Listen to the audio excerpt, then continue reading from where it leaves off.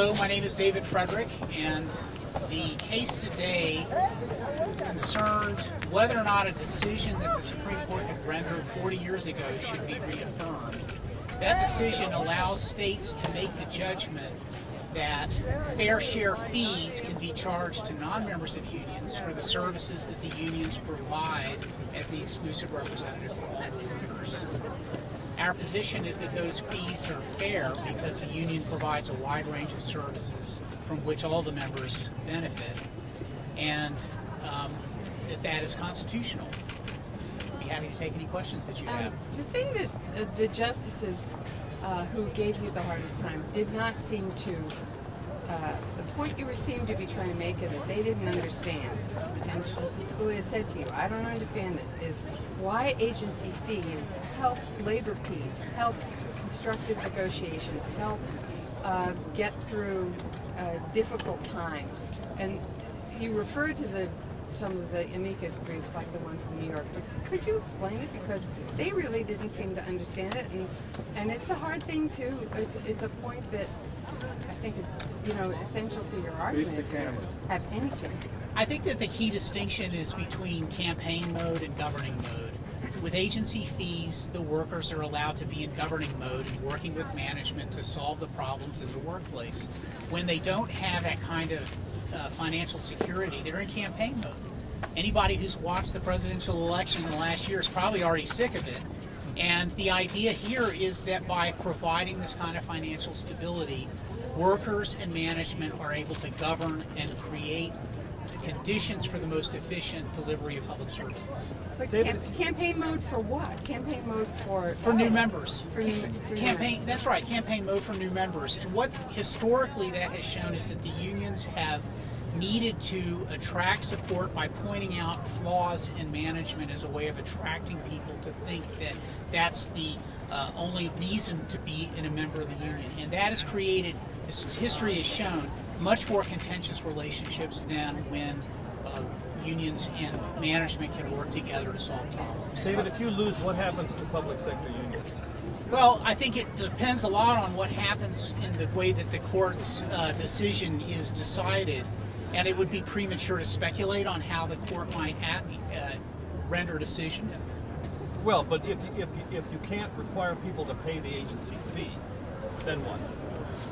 I think that there's going to have to be a reassessment of collective bargaining, literally thousands of contracts involving millions of workers. That is going to take a lot of time to resolve and to figure out how to deal with that. It's a very significant issue in a time of economic scarcity. And the point here is that why bother to go through a lot of that type of effort when history has shown over the last 40 years that we have a stable system? Well, but the other side will argue that there are unions that maintain high union density in right-to-work states. For example, there's been little change in Indiana.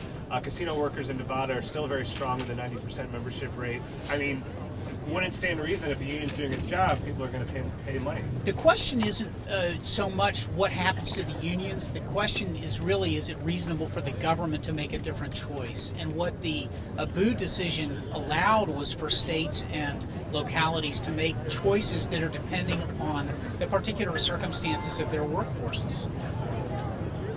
Excuse me. Could you speak to the issue of the contention made by the other side that all collective bargaining is political because it involves public funds and issues such as merit pay for teachers? Well, that contention, I think, is belied by looking at the contract itself, which is a very long and detailed set of agreements that go to a whole range of issues, some of which we would agree are issues of moment that we can have debates about, and some of them, teacher transfer policies and how much time the teacher gets off during the course of the workday are pretty classic workplace condition type issues.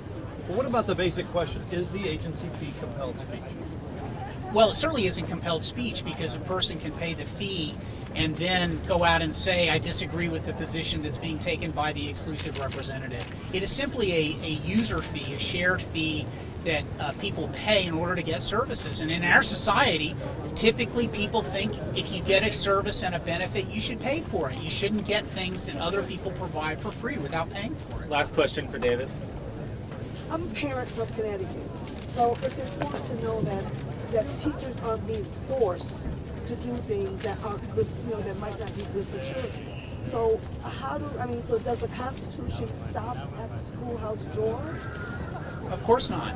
The Constitution governs the relationships that the government has with the people. Abood itself decided that very question.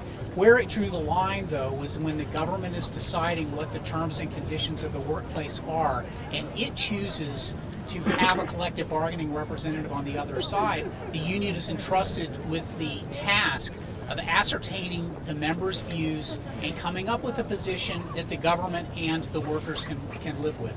Thank you.